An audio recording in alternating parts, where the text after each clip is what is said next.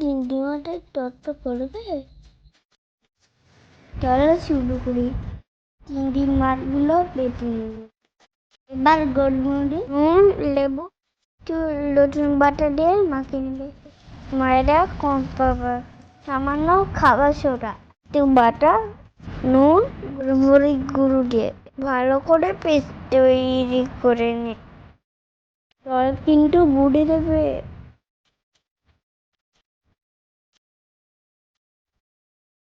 জল দিলে ভালো হয়।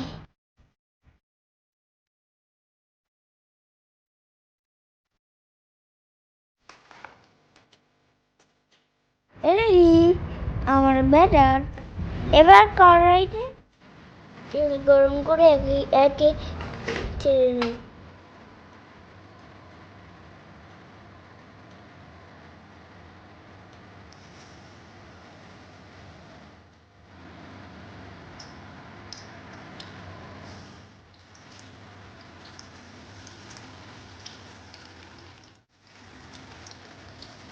ব্যাস রেডি।